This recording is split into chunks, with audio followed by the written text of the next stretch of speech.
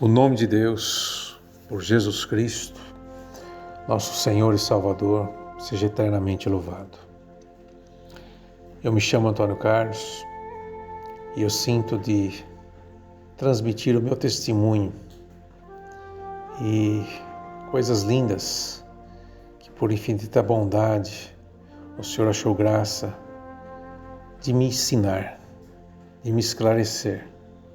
O Senhor tirou a venda dos meus olhos, onde eu consegui enxergar a beleza e a grandeza e o amor desse Deus maravilhoso. Eu sou nascido num lar onde a minha família sempre frequentou a congregação cristã no Brasil. E eu tenho grandes referências de pessoas maravilhosas, tanto amigos como família. A minha família, na época, sempre foi uma grande referência para mim, a minha avó paterna. Uma referência assim como uma serva de Deus, né? Uma pessoa muito espiritual, uma pessoa de muita paz e de muito amor. Também carrego uma grande referência de um tio também, que o Senhor já o recolheu, e que era uma pessoa que realmente também transmitia para a gente assim, coisas assim que você pode dizer realmente uma pessoa que realmente você vê uma fé verdadeira naquela pessoa, né? Você vê uma pessoa assim que transmite um exemplo de como a gente deve realmente viver uma vida com Deus. Eu toda a minha vida fui fraco, toda a minha vida fui uma pessoa que não consegui ter um entendimento pleno da verdade, e ainda sou. E ainda tenho muito que aprender, muito que me aprimorar, muito que realmente se esforçar na lei suprema, né? Que é o amor de Deus. Mas eu sou grato demais. No ano de 2006, eu sofri um assalto e eu passei por um processo onde eu posso dizer assim que eu morri. Eu reagi a um assalto, eu levei um tiro na altura do meio dos meus ouvidos, só que foi na nuca. A bala entrou na nuca e saiu do lado esquerdo do meu rosto. Essa bala quebrou a minha segunda vértebra. E eu, no meu estado de morte que eu estava ali, quando eu me deparei, eu estava caído, eu já não sentia o meu corpo mais. Eu tentava se mexer o dedo, não conseguia mexer um dedo. E estava tudo perdido para mim. Era de dia esse momento, mas quando eu tive a consciência ali, acredito que consciência da alma, eu enxergava tudo escuro, estava tudo como se fosse a noite. E naquele momento que eu pensei assim, que eu não se mexia, eu pensei, nossa, eu perdi a minha vida. Que fim que eu tive. Quando eu me deparei nessa situação, a minha alma entrou num estado de sofrimento que eu não tenho como descrever. Eu acredito que se a pessoa multiplicar o pior pesadelo por 1000, talvez chegue perto. Porque eu estava partindo sem ter compreendido o amor de Deus, nem tampouco vivido esse amor. Vivia pelas ilusões dessa vida, vivia cego.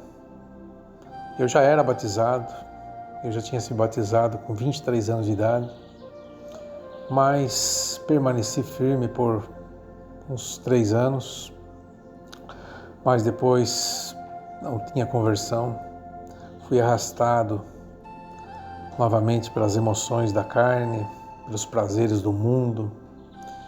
E a gente, quando vive sem estar na justiça plena que é Cristo, a gente vive na injustiça. Quando a gente vive sem estar na verdade absoluta, a gente vive na mentira. E a gente sofre e a gente faz pessoas que a gente ama sofrer também. Então, eu vivi no pecado.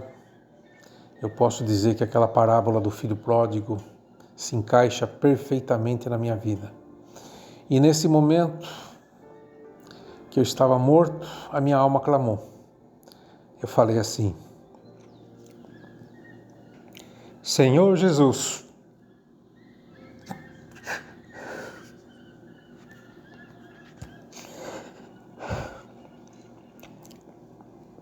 me cobre com o teu sangue.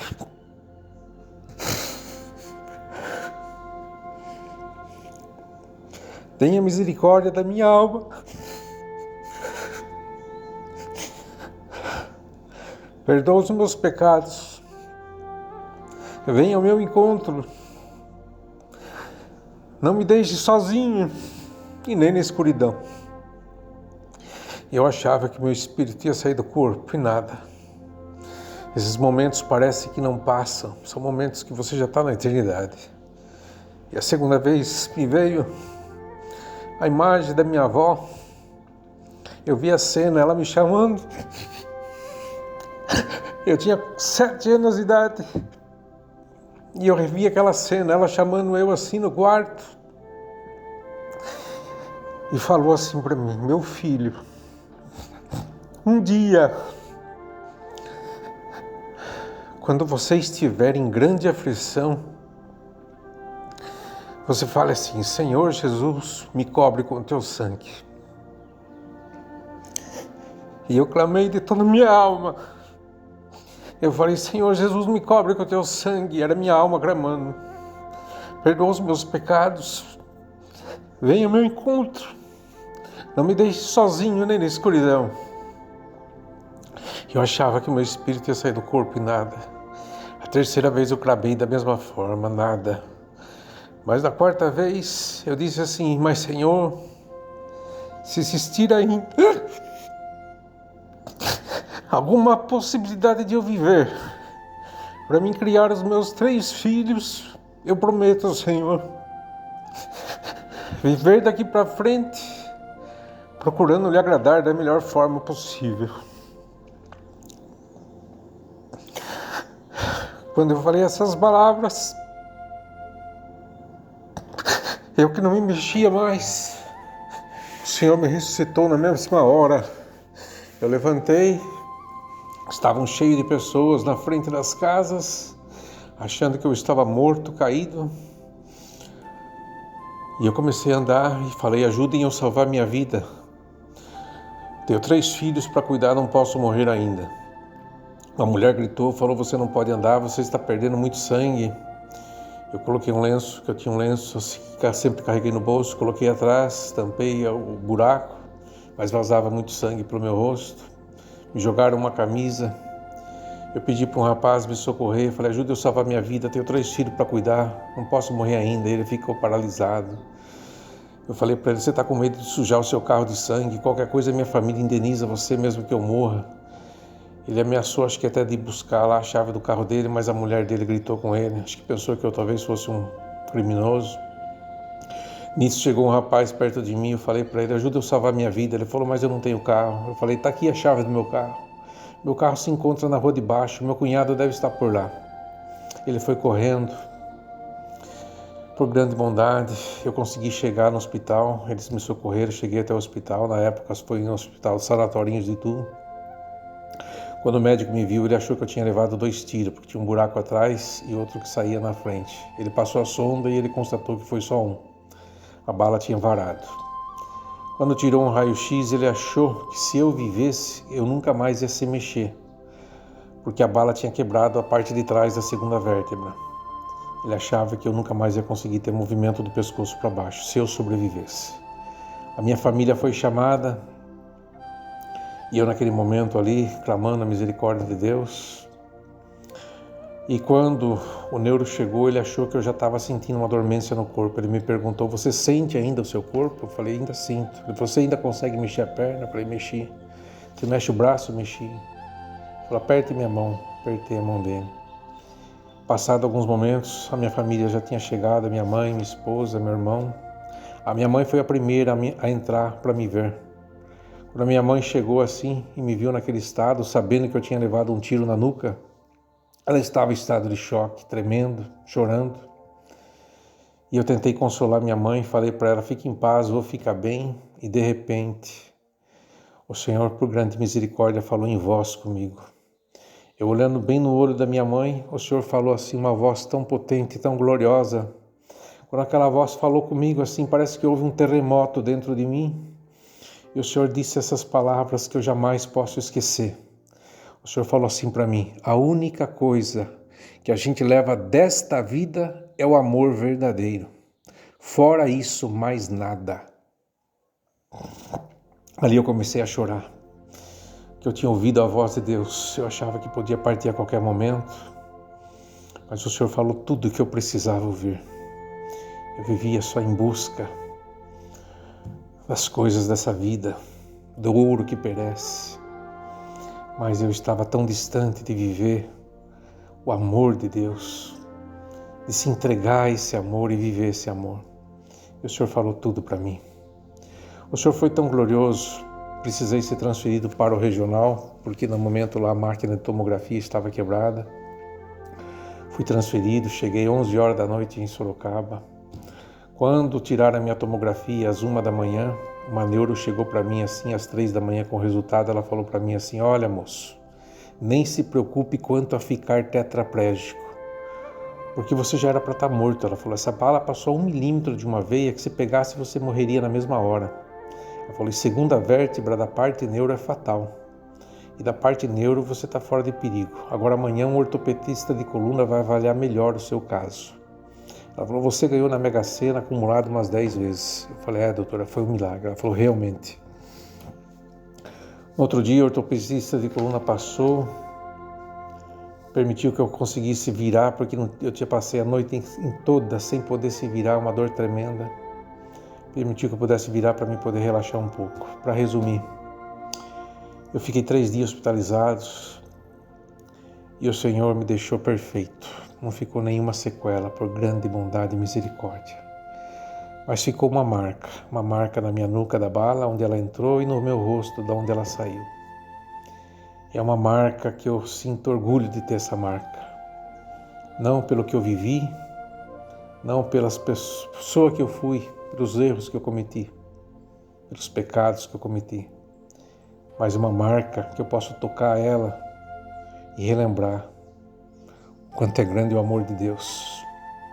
Um Deus que não nos abandona em nenhum momento. Um Deus que sempre vai estar do nosso lado. Um Deus que não olha para nós, que não nos julga, que não nos condena, mas que quer nos salvar, que quer nos trazer a luz da verdade. Esse é o Deus maravilhoso que nós temos. É o verdadeiro samaritano, que quando ele vê alguém caído ali, arrebentado pelo adversário, ele não despreza, ele não passa de largo, mas ele compadece, ele tem misericórdia, ele tem a caridade perfeita. Então é sobre este amor desse Deus maravilhoso que eu quero tentar transmitir um pouco de tudo que o Senhor tem me mostrado, de tudo que o Senhor tem me revelado. A grandeza, a beleza, a doçura e a perfeição desse amor, desse Deus maravilhoso.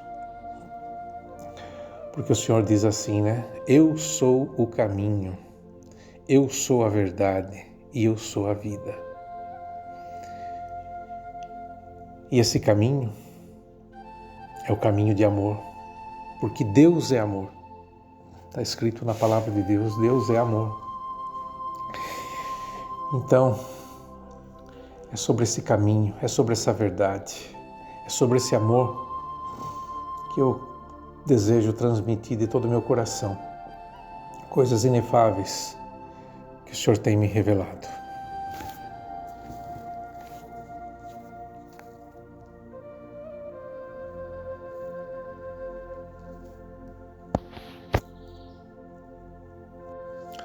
O meu desejo é tentar deixar para muitos, que muitos podem se encontrar num processo de não ter conseguido, né, estar ali firme, né, na doutrina, nos ensinamentos que o Senhor nos ensina, né? A gente está realmente seguindo, né, o Senhor, procurar fugir do mal e até da aparência do mal. Mas que o meu testemunho, que tudo aquilo que o Senhor, por graça e bondade, tem me ensinado, me mostrado o seu amor, possa alcançar a muitos que muitas vezes se encontram sem esperança, muitas vezes acham, mas eu já era batizado, para mim não tem mais jeito. Porque infelizmente existe, né, na mente de muitas pessoas essas crenças de que após o batismo, se a pessoa errar, principalmente pecados relacionados ao sexo, né, é quase que impossível, né? Mas o meu intuito aqui é somente esse, de alcançar as pessoas que muitas vezes estão ali sem força de buscar Deus e fazem muitas vezes uma bagunça na mente e acham que Deus é um Deus que vai ali punir ele, que ele já não pode mais contar com Deus, que se ele precisar de Deus ele já não vai conseguir mais alcançar, né? Que ele está aqui, a pessoa cai num desvaneio onde ele pensa assim, para mim só o que me resta é aproveitar o mundo, só o que me resta é curtir a vida da melhor forma possível. E a pessoa acha que Deus é um inimigo dele. Então esse é o meu intuito, é o meu desejo. Tentar, assim como o Senhor me esclareceu, poder levar esse esclarecimento a muitas pessoas. Mas eu quero deixar claro que realmente a pessoa, muitas vezes, quantos jovens, quantas crianças, né, que a gente vê, e pessoas, é lindo uma pessoa que segue, né, uma denominação onde se ensinam a ele, né, o que é Deus, onde as pessoas procuram ter um propósito de viver uma vida com Deus em oração, em consagração, buscando ser reverente, né, buscando, né, buscar em tudo a guia, a direção de Deus, procurando se apartar do mal e até da aparência do mal. E nós precisamos dessa força. Quando a gente está unido, a gente se torna mais forte. Sozinho, muitas vezes, é difícil. Então, eu não estou aqui para dizer que não devemos sim. Estar sempre buscando, estar sempre se reunindo, estar sempre se alegrando na presença de Deus. E sempre a gente precisa, o Senhor sempre foi maravilhoso na minha vida, sempre colocou pessoas muito espiritual na minha vida, pessoas maravilhosas, pessoas extremamente crentes. E a gente tem o prazer, né, de poder contemplar obras, de poder contemplar maravilhas. A gente sente a alegria de poder louvar a Deus junto. Então tudo isso é maravilhoso, tudo isso é lindo, é maravilhoso, é glorioso. Eu, por grande bondade, eu tenho uma chácara onde minha esposa tem um salão de festa e aqui a gente tem se alegrado muito, sabe? A gente vê os irmãos se reunirem aqui, casamentos, é maravilhoso, um momento de união. Eu congrego também, é lindo, é maravilhoso. Eu conheço muitos irmãos espirituais que têm assim um entendimento da palavra. E quando um irmão espiritual prega uma palavra inspirado por Deus, é coisa linda, é coisa inefável, né? Então é maravilhoso isso aí. Eu não estou aqui para trazer desânimo para ninguém, jamais. Eu acredito que a gente tem que ter um entendimento pleno da verdade, mas infelizmente existe muita ignorância, né? A ignorância, a falta de conhecimento, de entendimento, é uma coisa terrível. E eu mesmo, quanta ignorância eu vivi, quanta falta de entendimento, né? Então a gente tem que estar sempre buscando, né, o entendimento, o conhecimento pleno da verdade. Mas a gente sabe também que é mais triste ainda, existem pessoas que muitas vezes agem com hipocrisia, né? Falam do amor, têm assim um conhecimento, né, do que é o amor de Deus, mas muitas vezes por ocupar um cargo, muitas vezes por se ensoberbecer, por não ter o amor pleno no coração, não ter a caridade, ele acha que ele tem o direito de julgar uma pessoa, ele se sente no direito muitas vezes que ele está fazendo algo como sendo uma pessoa zelosa, uma pessoa que está, sendo zeloso, tirando, como que se diz, a laranja podre do meio da cesta, E o Evangelho não é isso. O que o Senhor nos ensina não é nada disso. O Senhor é aquele que Ele tem muito amor por todas as ovelhas, Se tem as ovelhas ali no seu aprisco, Ele cuida com carinho. Mas se uma delas acaba saindo dali, se desgarrando, o amor é tão grande, o amor de Deus, que Ele deixa guardadinho ali as 99 e vai atrás daquela que estava perdida. E Ele traz, carregado nos seus braços, e Ele vai cuidar dela, Ele vai curar ela. E o amor é pleno, Mas a pessoa que muitas vezes permite que a ovelha vá embora mesmo, se desgarre cada vez mais, ele não vai buscar a ovelha. Ou muitos que querem até tocar a ovelha de dentro. Essa ovelha está muito rebelde, saia daqui. Esse não é o que o verdadeiro pastor, nos ensina, Não é assim que o Senhor nos ensina. Então é sobre isso que eu desejo deixar bem claro, Mas também trazer a clareza, de que realmente Deus habita em todos os corações de todos aqueles que o buscam, independente da onde ele esteja. O Senhor está acima de todos esses credos religiosos, de todas essas questões que colocam, onde colocam simbologias. O Senhor está acima de tudo isso, está acima de tudo. Então eu quero começar sobre a parte onde o Senhor Jesus diz aos seus discípulos. Está em João, 14 de João, no versículo 4. Jesus diz assim aos discípulos: mesmo vós sabeis para onde vou e conheceis o caminho. Aí Tomé disse-lhe: Senhor, nós não sabemos para onde vais, e como podemos saber o caminho? Disse-lhe Jesus: eu sou o caminho, e a verdade e a vida. Ninguém vem ao Pai senão por mim. Se vós me conhecesseis, a mim também conheceríeis a meu Pai, e já desde agora o conheceis, e o tende visto. Disse-lhe Felipe: Senhor, mostra-nos o Pai, o que nos basta. Disse-lhe Jesus: estou há tanto tempo convosco, e não me tendes conhecido, Felipe? Quem me vê a mim, vê o Pai. E como dizes tu, mostra-nos o Pai? Não crês tu que eu estou no Pai e que o Pai está em mim? As palavras que eu vos digo, não as digo de mim mesmo, mas o Pai que está em mim é quem faz as obras. Crede-me que eu estou no Pai e o Pai em mim? Crede-me, ao menos por causa das mesmas obras. Olha que passagem, Então o Senhor deixou bem claro, Ele é o caminho, Ele é a verdade, Ele é a vida. E é um só Deus, É o Pai, o Filho e o Espírito Santo. No capítulo de João 8, versículo 32, o Senhor disse assim: e conhecereis a verdade, e a verdade vos libertará.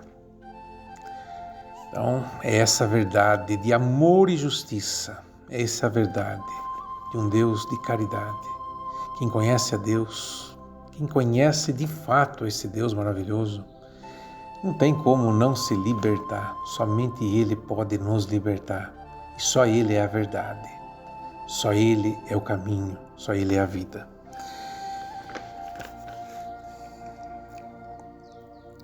Ele disse também em João, capítulo 11, versículo 28 e 30, ele disse assim: vinde a mim, todos que estáis cansados, sobrecarregados e oprimidos, que eu vos aliviarei.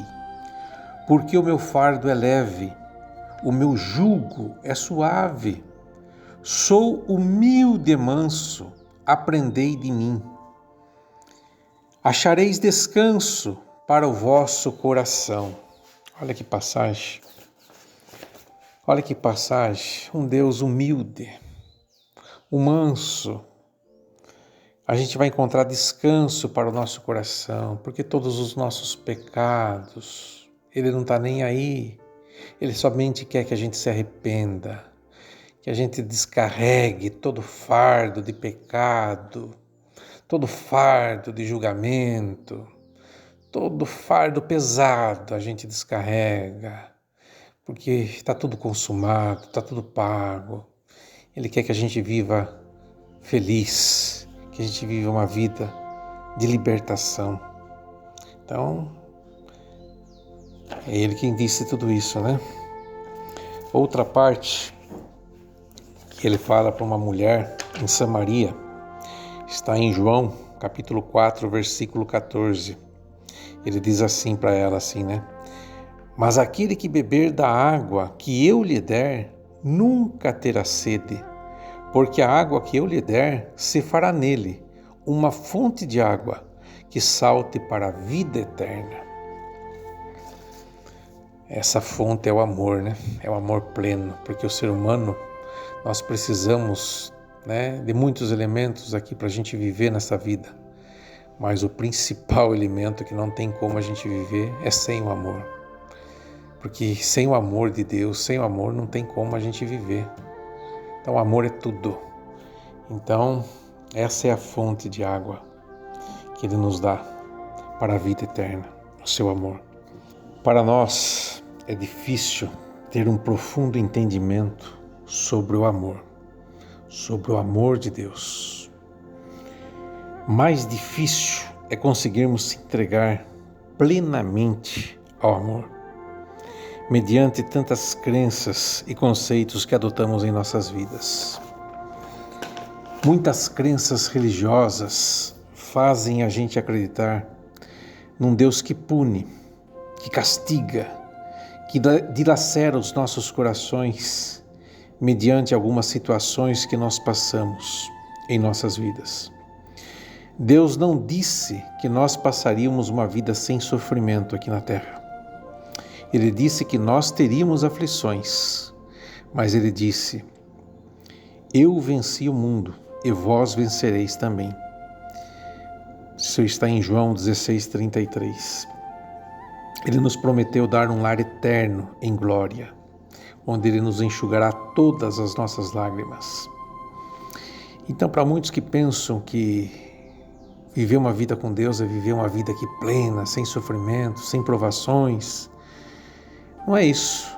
Esse reino a gente sabe que é somente lá no plano eterno, onde Ele mesmo disse a Pilatos, né? Meu reino não é deste mundo. Né? Ele deixou bem claro essa parte. Mas muitos de nossos sofrimentos podem ser evitados se a gente passar a viver mais atento ao que o Senhor Jesus nos ensina. Em Mateus, do capítulo 6, versículo 33, o Senhor fala assim para nós, ó: buscai em primeiro lugar o reino dos céus e a sua justiça, e as demais coisas eu vos acrescentareis. Infelizmente, o mundo nos ilude a buscarmos em primeiro lugar o reino terreno e toda a sua injustiça, né?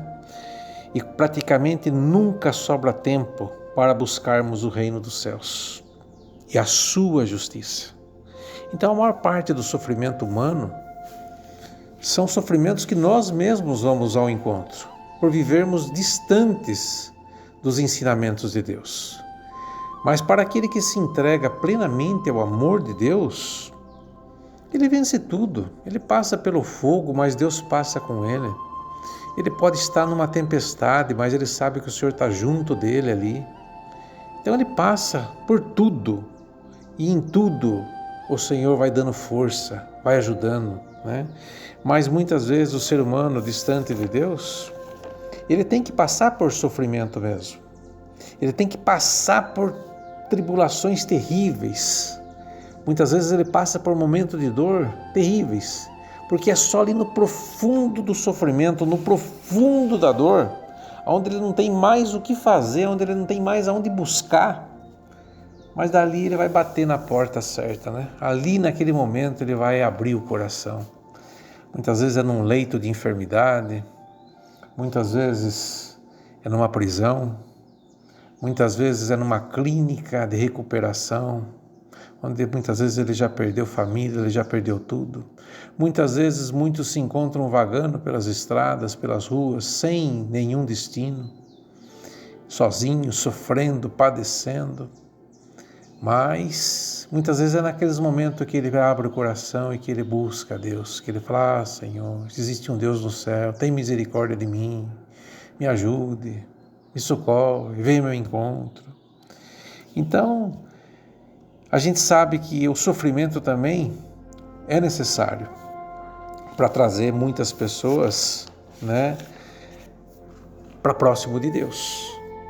Agora, muitas pessoas, quando não tem um entendimento de um Deus de amor, de bondade, de misericórdia, ele quer se afastar cada vez mais de Deus. Ele quer se distanciar cada vez mais de Deus.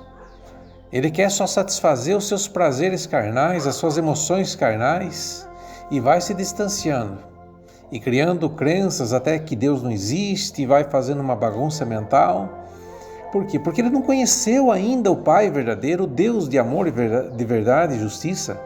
Então qual a chance que essa pessoa tem se ela se afastar cada vez mais de Deus? Não tem chance nenhuma de conseguir se recuperar, seja dos vícios, seja de qualquer pecado. Não tem como. Sem Deus não tem como a pessoa se recuperar, não tem como ela se libertar. Então é esse Deus de amor que jamais pode ser afastado das pessoas, jamais pode ser tirado a esperança. Jamais podemos apresentar para a pessoa um Deus que descartou ela. Um Deus que, como se diz, você já teve a sua chance. Você já não deu valor, agora o que cabe a você é só sofrimento só. E ainda tem muitos que jogam mais uma sentença em cima: sofrer eternamente, sofrer aqui essa vida e eternamente no inferno. Olha a crueldade, né? Mas tudo isso é fruto de uma ignorância, é tudo fruto de uma falta de entendimento terrível.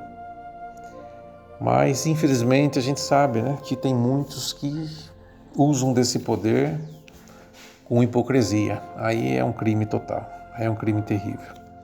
E muitas pessoas acham que antes do batismo, né, eles pregam muitas vezes assim a pessoa, antes do batismo, eles entendem que qualquer pecado, né, e é verdade isso, qualquer pecado, né, seja um estupro, seja um assassinato, ou seja um crime bárbaro, né, muitas vezes uma pessoa acaba violentando uma criança, e a criança sabe quem é ele, então acaba dando jeito de dar um sumiço no corpo da criança, e digamos que ele até conhece a família, mas daí ele, né, faz de conta que também, nossa, sumiu uma criança. Mas muitas vezes essa pessoa, ele tem algum conhecimento da família dele, sobre a questão de batismo, né, se batizar na igreja, está tudo perdoado e tal. E ele quer se libertar, né, dessa maldade que ele fez, ele sabe que ele está ali sendo acusado, né, porque o Espírito Santo não nos acusa todo mundo, né, não tem como a pessoa ficar imune, todo mundo sabe o que é certo e o que é errado. Uma hora ele vai saber que ele cometeu um crime bárbaro, né, por mais psicopata que seja. E aí o que ele vai pensar? Ele vai pensar assim: se eu batizar, está tudo perdoado, está tudo pago, né? Só que não dão muitas vezes a doutrina para ele que ele tem que confessar os pecados, porque a justiça, o que o Senhor Jesus veio nos trazer, o pecador ao arrependimento. Ele não veio poupar a nossa carne, o nosso ego, ele veio trazer o pecador ao arrependimento. Então todo pecado é perdoado, sim, não há dúvida, mas desde que haja o arrependimento. Imagina, ele batiza e tem aquela família lá que não sabe o que aconteceu com aquela criança, com aquele filho. E aí? Ele passa, sabe de tudo e não revela? Como que Deus vai fazer parte disso, né? Não tem lógica. Então são muitas coisas, né? Tem casos, por exemplo, de infidelidade conjugal. A pessoa, antes de se converter a Deus, diz que eles acham que converter é batizar. Antes de batizar, muitas vezes há infidelidade conjugal, né? E aí a pessoa pensa, agora que eu estou batizado está tudo certo. Muitas vezes todo mundo sabe do que ocorreu, mas o cônjuge ali não sabe. Mas ele fala, agora está tudo certo. E ele acha que ele não tem que confessar, que ele não tem que revelar. Mas se eu contar, eu posso atrapalhar a minha vida, o que vão pensar de mim, né? Então eles acabam dando um encobertamento assim, né? De uma esperança que não tem fundamento nenhum. Porque a confissão do pecado é a prova do arrependimento. Claro que existem situações e situações, mas se a pessoa está num tempo oportuno dela se arrepender, de confessar os seus pecados, né? É confessar para a pessoa que cometeu injustiça. Por exemplo, a pessoa fez um filho bastardo, não reconheceu, agora batizou, não tem que ir lá se retratar, pagar pensão, assumir a paternidade, reconhecer o erro. Quer dizer, tudo isso que o Evangelho nos ensina, né? Mas muitos conceitos religiosos, eles passam por cima disso, aceita qualquer pedófilo, qualquer crime, se entendeu? Antes do batismo, qualquer um que batizou depois, pronto. Pode ser qualquer pessoa que tenha cometido pecados bárbaros. Depois do batismo, ele pode seguir uma carreira ali religiosa, pode ter cargos na igreja sem nenhum problema, não vai ter nenhum embaraço. Mas se uma pessoa, muitas vezes que viveu ali, ele dá alguma fraquejada na vida, digamos assim, um casamento que muitas vezes não deu certo, ou muitas vezes ele acabou, não tendo força, adiantou o casamento, daí já era. Aí realmente essa pessoa dificilmente vai conseguir voltar a ter esse encargo na igreja. Muitos vão dizer para ele que ele transgrediu, que ele perdeu a graça, que para ele já não tem só misericórdia, como quem diz, né? Todos nós estamos na misericórdia. Então essa é uma questão que traz um sofrimento terrível para muitas pessoas e faz com que muitas pessoas se afastem de Deus. Só que Deus não é assim, isso não tem nada a ver com o Evangelho, não tem nada a ver, né, com o que o Senhor nos ensina, né? Então, uma parte bem clara a respeito dessa questão está escrito também pelo apóstolo Paulo. O apóstolo Paulo ele fala assim, no capítulo 12, no versículo 20 e 21, ele fala assim, porque receio que quando eu chegar, vos não ache como eu queria, e eu seja achado de vós como não quereríeis, que de alguma maneira haja pendências, invejas, iras, porfias, detrações, mexericos, orgulhos, tumultos, que quando for outra vez, o meu Deus me humilhe para convosco, e chore por muitos daqueles que dantes pecaram, e não se arrependeram da imundícia e prostituição e desonestidades que cometeram. Veja bem, como Paulo fala assim, que eu se humilhe. O ato de se humilhar se consiste em um ato de submissão. O ato de se humilhar é um ato de submissão. E por isso está relacionado com alguém que deseja viver de acordo com a vontade de Deus. É uma condição de quem se sente obrigado a obedecer a uma regra, a uma autoridade, aos poderes constituídos, né? É uma subordinação, uma sujeição. Então, Paulo fala que eu se humilhe, eu tenho que obedecer a Deus, a vontade, o querer de Deus, a caridade, né? Sabendo perdoar, compreender, né? E muitas pessoas têm esse senso de julgar as pessoas, de condenar, de afastar. E quando a religião acaba cometendo, eles se colocam numa condição de uma autoridade, onde praticamente as pessoas creem que são homens, né, que estão ali pregando e fazendo tudo como que é Deus que está usando deles para fazer, e como realmente, né, eles estão tendo essa autoridade da parte de Deus. Então, quando eles afastam uma pessoa, quando eles tiram uma liberdade de uma pessoa, a pessoa se sente como que é Deus que está tirando a liberdade dela. como que Deus que está se deu excluindo ela, Deus está se afastando dela. E aí ela vai criando um sentimento que não tem nada a ver com Deus, um sentimento terrível. Ela vai querendo se afastar cada vez mais da presença de Deus. E aí a gente está lançando essa pessoa para um mundo somente de perdição. Quer dizer, e aonde que está Deus nisso? Aonde que está Deus nisso? Né? Então a pessoa, claro, devemos procurar jamais cair no erro, procurar se esforçar para nunca cair, para nunca ceder ao pecado, nunca ceder à maldição do pecado, porque Deus odeia, abomina o pecado. Só que Deus ama o pecador. O Senhor morreu por todos nós pecadores. E está escrito no Evangelho, se você converter um pecador do seu mau caminho, salvará do inferno uma alma e terá festas nos céus. Então, esse é o Evangelho que o Senhor, né, no caso, nos ensina, o Evangelho da misericórdia, do amor. Né? Agora, a pessoa tem que se arrepender, sim, claro. Né? A pessoa tem que procurar se arrepender e se apartar do mal. Agora, ela só vai conseguir se apartar do mal se ela estiver buscando a Deus. Se ela estiver realmente ali buscando força com Deus. Muitas vezes é um vício. A pessoa que entrou no caminho dos vícios, para ela se libertar, é a coisa mais terrível do mundo.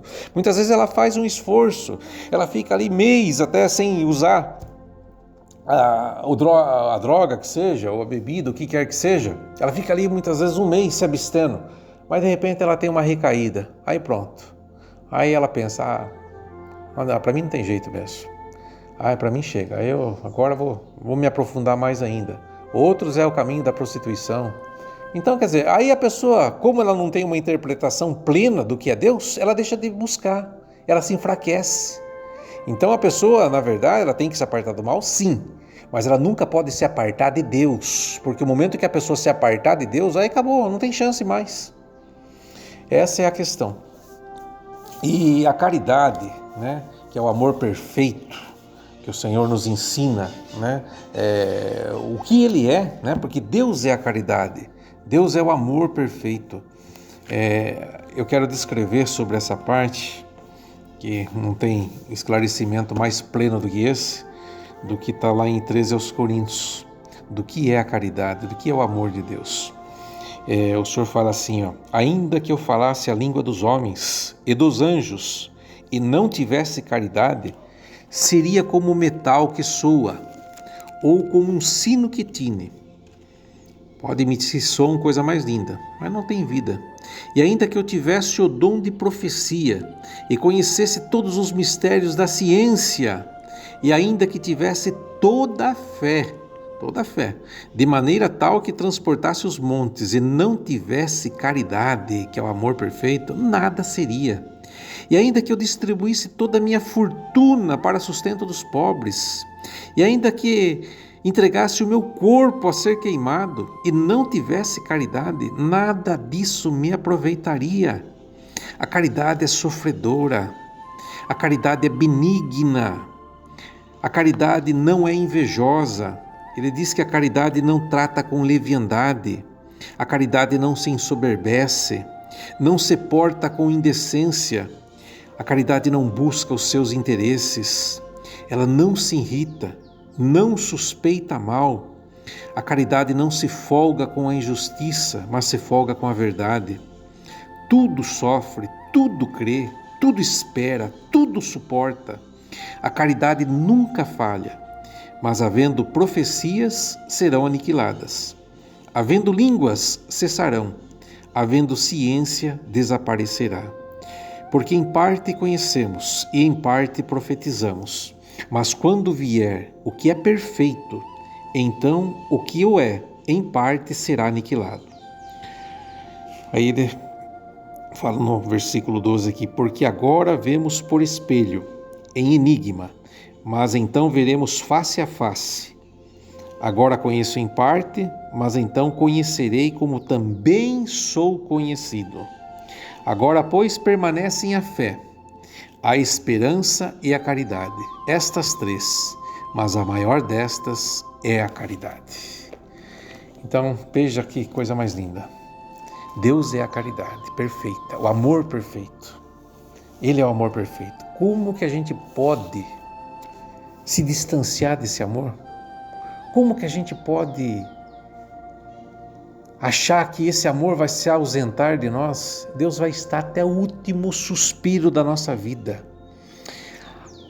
Uma definição sobre a caridade é a virtude. A caridade é a virtude de amar ao próximo como amamos a nós mesmos. É a atitude de agir com quem precisa, com quem está necessitado, sem nenhum interesse e sem esperar nada em troca. E em João, no capítulo 3, versículo 16, diz assim, porque Deus amou o mundo de tal maneira que deu seu Filho unigênito, para que todo aquele que nele crer não pereça, mas tenha a vida eterna. E em 1 João, capítulo 4, versículo 8, diz assim, quem não ama não conhece a Deus, porque Deus é amor. Então é esse Deus de amor que jamais a gente pode tirar da pessoa, roubar de um ser humano a fé que a pessoa muitas vezes tem, né? Muitas vezes é num grau tão pequeno, né? Tão pequeno, mas é algo que tem que ser sempre acrescentado. Jamais podemos roubar a fé das pessoas. Jamais poderemos tirar algo que é a única coisa que muitas vezes vai restar para a pessoa. É a única coisa que muitas vezes vai restar. A única coisa que precisamos ter sempre no nosso coração. Essa fé nesse Deus maravilhoso. E muitas pessoas, por não ter um entendimento pleno, ou por não estar vivendo o amor pleno de Deus em caridade, acaba tirando das pessoas, roubando das pessoas essa fé. Isso é uma crueldade que não tem tamanho. Colocar a pessoa assim, sem esperança mais, achando que Deus já descartou ela, que ela já não tem mais chance, que ela já está perdida. Isso é uma loucura, isso é uma tremenda loucura, é uma injustiça que não tem tamanho. É isso que a gente vê acontecendo muito, né? E infelizmente é por falta de conhecimento, é por uma ignorância total. Mas que Deus tenha misericórdia, que aqueles que estão praticando isso por hipocrisia, que Deus possa arrancar e tirar do meio do povo que busca Deus com sinceridade de coração. Que Deus possa tirar do povo os hipócritas, que tem conhecimento, porque hipocrisia é você saber, conhecer e você fazer o errado, fazer o contrário. Você saber que Deus é um Deus de misericórdia, saber que Deus é um Deus de amor. É um Deus que está ali para estender a mão, para abraçar, para salvar, para resgatar. E a pessoa sabe disso, mas ela exclui, ela tira a pessoa do único lugar que ela está ali muitas vezes buscando uma forcinha. Ela procura, se entendeu, induzir pessoas a tirar pedras, a maldizer as pessoas, a falar mal. Então, olha, que Deus tenha misericórdia, né? Que Deus abra a mente de muitos, para que o povo de Deus não permita que essas injustiças sejam cometidas no meio deles. Que todo aquele que busca a Deus de sincero coração nunca permita que essas injustiças sejam cometidas com esse ou com aquele. Porque se você vê alguém cometendo uma injustiça e você fica conivente e concorda com aquilo, como que você se sente diante de Deus? Como que a gente pode se sentir na presença de Deus? Você vê as pessoas cometendo injustiça com o ser alheio, com o ser humano, com o nosso próximo. Uma pessoa que está precisando ali ser resgatado, ser abraçado, está precisando de força.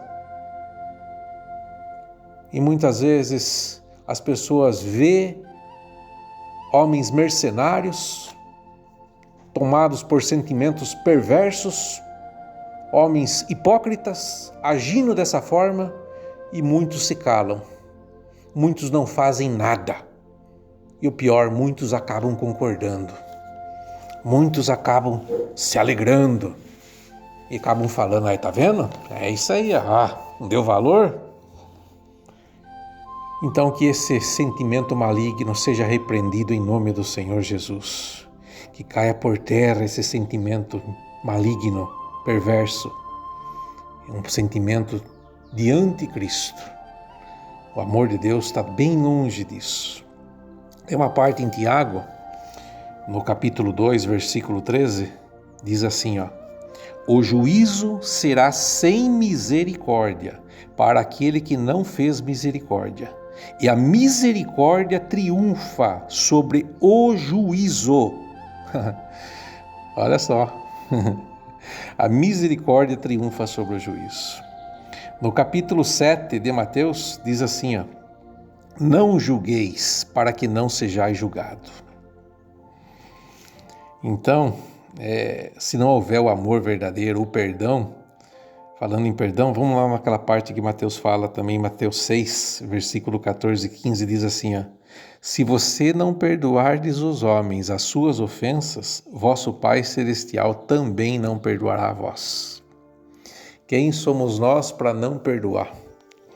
Quem somos nós para agirmos sem compaixão, sem misericórdia?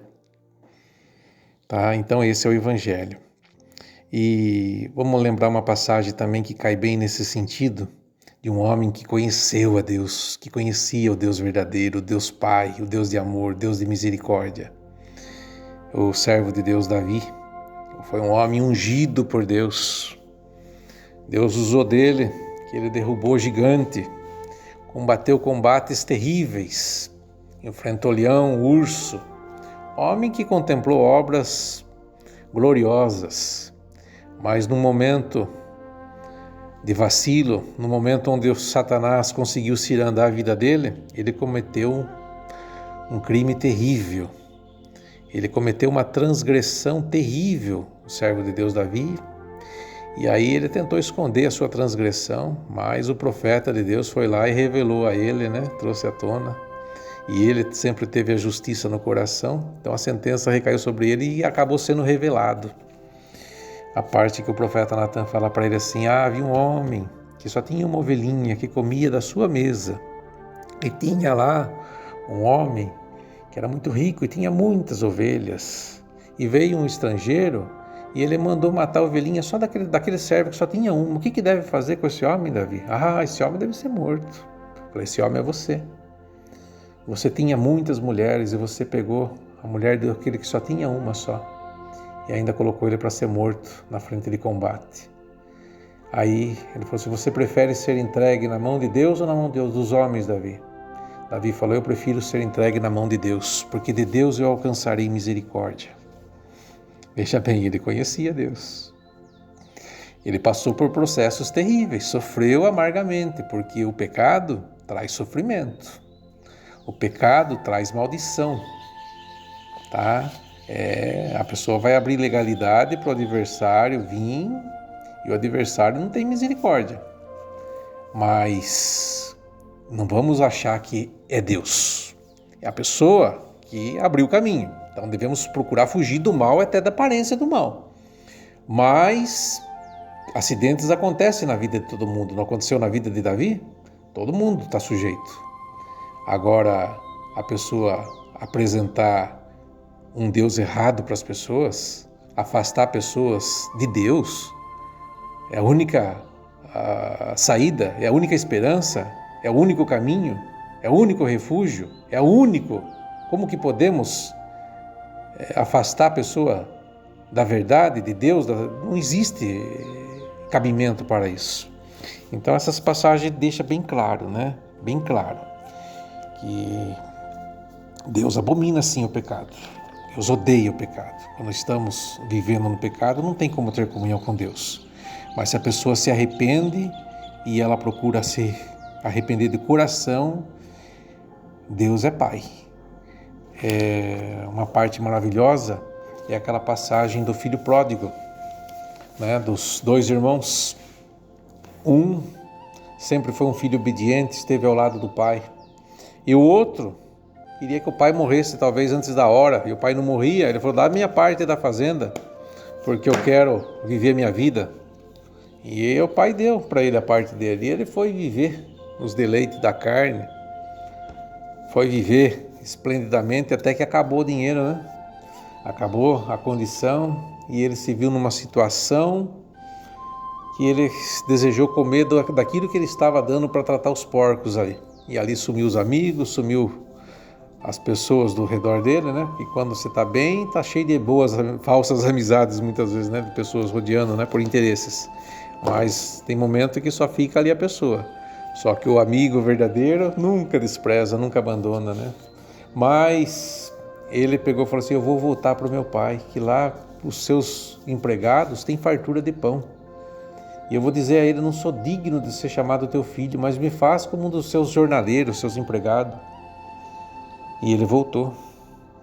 E quando ele voltou, o pai, quando viu ele, foi de encontro a ele. E o pai não criticou, não falou nada. Ele falou assim, não sou digno de ser chamado seu filho. Pequei contra ti, contra o céu, mas o pai abraçou ele, mandou trocar o vestido dele, colocou um anel na mão dele, mandou matar o bezerro cevado e deu a festa. Essa festa pode simbolizar as bodas do cordeiro. E ele estava lá já na festa. Mas quando aquele irmão, o irmão dele chegou, que era aquele filho que sempre esteve ao lado do pai, quando aquele irmão chegou e viu o que estava acontecendo, perguntou, o que está acontecendo? O seu irmão voltou. E o seu pai mandou matar o bezerro cevado e está festejando. Ele ficou indignado. Ele não queria entrar. Ele não fala que ele entrou, mas ele não conseguia entrar. Aí fala que o pai saiu e o pai insistia com ele para que ele entrasse. O pai falava, seu irmão estava perdido e foi achado. Estava morto e reviveu, é justo que nós se alegremos. Mas ele não estava no amor do pai. Ele não estava. E se a gente parar para analisar o amor de Deus, a caridade, esse filho que sempre esteve do lado do pai, naquele momento ele cometeu o pior pecado que existe. O pecado por não ter caridade, por não ter compaixão, por não amar. Ele preferia que o irmão dele nunca voltasse, que tivesse morto. Ou como diz muitos conceitos religiosos, que queimasse eternamente no inferno. Olha que maldade. Então o pai insistia, porque o pai é amor, o pai insistia para que ele compreendesse, para que ele entrasse. Mas a pessoa que tem esse coração, a pessoa que tem esse sentimento, não consegue entrar no reino dos céus. Não consegue entrar. Ele acha que ele vai alcançar isso porque ele é melhor do que os outros. Ele acha que ele vai alcançar isso aí por mérito, porque ele não, porque eu sempre vivi corretamente, sempre fiz isso. O que o Senhor falou para os fariseus na época? Tinha um fariseu lá que ele cita aquela passagem, o fariseu entrou no templo, e o fariseu, como um homem religioso e que se dedicava mais de 70% do dia em oração a Deus, ora até com o rosto no chão, qualquer atitude de oração, mas ele falava assim, graças eu te dou, ó Pai, porque eu sou um homem justo, ele falava, porque eu faço isso e faço aquilo, e eu jejuo e faço tanta coisa, e não sou como esses demais homens adúlteros e pecadores, inclusive como os publicanos. E estava lá o publicano, o pecador, o Senhor fala, e o publicano não conseguia nem levantar a cabeça, mas ele batia no peito, ele falava assim, tem misericórdia de mim, pecador. Aí o Senhor falou para os discípulos, quem vocês acham que foi justificado? O Senhor falou, eu vos digo, que este publicano desceu justificado. E aquele que se achava santo, que se achava perfeito, não foi justificado. Então a salvação não é por mérito. Está bem claro, o apóstolo Paulo deixou bem claro, a salvação não é por obras, para que ninguém se vanglorie. É somente pelo sacrifício do nosso Senhor Jesus Cristo, foi Ele que morreu para pagar aquilo que jamais alguém nessa terra poderia pagar. É impagável. A graça é favor imerecido. É o ato de crer neste sacrifício. Quem crê tem a vida eterna. Quem crê nele, crer é viver. Eu creio e eu me rastejo, eu vou me esforçar para mim me rastejar na presença desse Deus maravilhoso, para mim viver na presença desse Deus maravilhoso. Só Ele vai me ajudar a se apartar do mal. e dissipar toda a maldade da minha vida. Só Ele pode libertar eu de toda a maldade, de tudo aquilo que eu sei que me prejudica, que afasta a minha alma de uma comunhão íntima com Deus. Então é esse Jesus maravilhoso que nós temos que proclamar, que nós temos que apresentar para as pessoas. Esse Jesus que não faz acepção de ninguém. Esse Jesus que veio para salvar, para resgatar, para unir e não para afastar. Então é esse Deus maravilhoso, esse Deus de caridade, esse Deus de amor, esse Deus que não tem como a gente falar, como atribuir palavras para esse Deus maravilhoso. Então é isso, a gente tem que guardar esse Evangelho santo no nosso coração e poder transmitir esse Evangelho para muitos. Tem muitos que muitas vezes estão numa situação ali num leito de enfermidade, muitas vezes vai sair, não tem cura mais. Para Deus não existe isso, né? Se Deus resolver fazer um milagre, para Ele não tem o que Ele não possa fazer. Mas muitos já estão desenganados pela medicina. Muitos podem estar em situações, tem países que existe pena de morte, tem pessoas que estão na fila lá da sentença de morte, mas precisa ser alcançado por esse Evangelho. Precisa ser alcançado, precisa ser apresentado esse Senhor Jesus maravilhoso a todo ser humano. Porque não se vence, né? O apóstolo Paulo falou numa parte que não se vence o mal com o mal, mas só se vence o mal com o bem. Tá? Então, Deus é um Deus de amor, é um Deus que veio aqui. E enquanto o ser humano estiver aqui na terra, nem que seja no último suspiro de vida, nem que seja nos últimos momentos finais, se a pessoa crê nele, receber ele, alcança a vida eterna. É o exemplo maior para a gente finalizar essa questão. Eu quero finalizar com aquela parte do ladrão na cruz. Fala que havia 2 ladrões, eram malfeitores. Malfeitores, segundo estudiosos, eles fizeram um estudo e sabem que são ladrões e assassinos. Na Bíblia não fala, mas são malfeitores, fala bem claro, eram ladrões e assassinos. E só era tido essa sentença de cruz, ladrões e assassinos. E estava lá, esses ladrões na cruz. E diz que o ladrão da esquerda disse assim: se você é o Filho de Deus, salva-te a ti mesmo e a nós. E o outro repreendeu, o outro falou: você nem estando na mesma condenação, você não se arrepende? E nós porque merecemos, pelos nossos feitos. Mas este não, este é justo, este nenhum mal fez. Ele falou: Senhor, lembra de mim quando entrares no teu reino.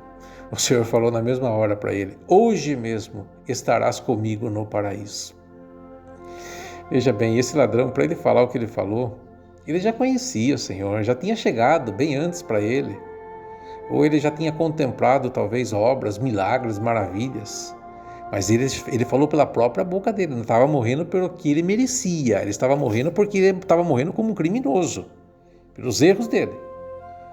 Mas a graça alcançou ele, o amor de Deus, a misericórdia de Deus alcançou ele. E ele recebeu a vida eterna. Então esse é o Evangelho. Está cheio de pessoas maravilhosas, espalhadas por todo canto desse nosso planeta. Tem muitos que ainda não conhecem o Senhor, mas tem muitos que manifestam o Senhor na sua vida, vivendo uma vida de amor, vivendo uma vida de compaixão, de misericórdia, vivendo uma vida longe de fazer maldades para com o próximo, pessoas solidárias. Está cheio de pessoas maravilhosas. E como a gente pode dizer que não estão vivendo uma vida com Deus? Porque Deus é amor. Deus é amor, está escrito na palavra de Deus. É o amor perfeito, é o amor incondicional. Agora, muitas pessoas acham que, assim como os fariseus, né, eram seguidores, procuravam seguir tudo, não tropeçar em nenhuma vírgula de toda a lei, né? Até hoje são assim, seguiam à risca, né? Detalhes por detalhes, símbolos, mas o Senhor falou bem claro que eles eram como os túmulos, que era até bonito por fora, mas cheio de imundícia por dentro. Em outra parte, chama eles de víboras, cheio de veneno por dentro. Né? O Senhor fala para a gente se acautelar dos falsos profetas, que muitos até se vestem como ovelha, mas são lobos devoradores.